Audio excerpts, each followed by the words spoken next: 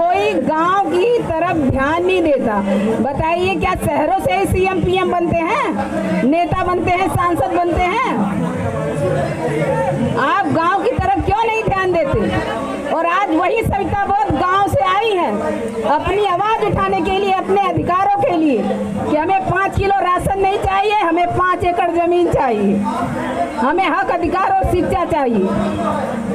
और हमारे जो भाई शहर के हैं, सभी को नहीं कहूंगी, लेकिन जो एसी और कूलर में बैठे हैं ना, ऐसी चमड़ी काली नहीं करने जाएंगे गांव में। और हमने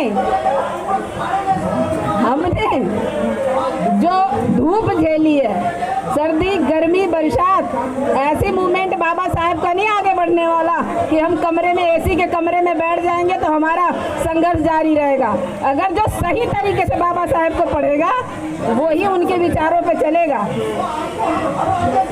और आज सविता बोध दिल्ली जैसे शहर में और सांसद के बगल में अपनी आवाज, और मैं चाहती हूँ हर प्रांत के, हर देश की महिलाएं अपनी आवाज और अपने हक अधिकार के लिए आएं। और मैं अपनी बहनों को बताइए, जो बहनें घर से नहीं निकलती थी, यहाँ किसी का स्वार्थ नहीं है, यहाँ सबका स्वार्थ है, सबके हित की बात होने के लिए है। बताइए, मैं गांव से आई हूँ और दिल्ली, मेरे को तो खुद ही यकीन नहीं था कि मैं दिल्ली से, गांव से दिल्ली आ सकती हूँ। लेकिन ममता जी हैं, डॉक्टर श्यामबली बुद्धा जी हैं, देखिए 3 लोग आए हैं हम लोग आजमगढ़ से।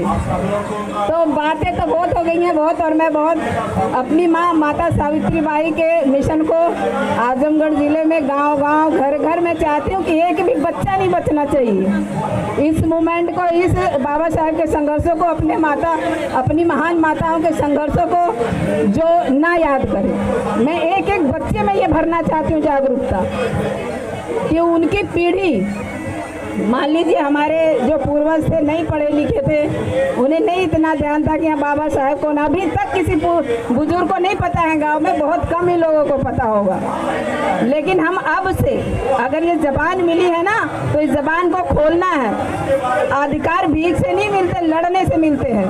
बाबा साहेब तो अकेले थे जिन्होंने इतना, बताइए, संघर्ष करके और संविधान हमारे लिए कवच तैयार किया है, और उस कवच को हम अपनी सुविधा के लिए बचा भी नहीं पा रहे हैं, तो हमें संविधान बचाना है।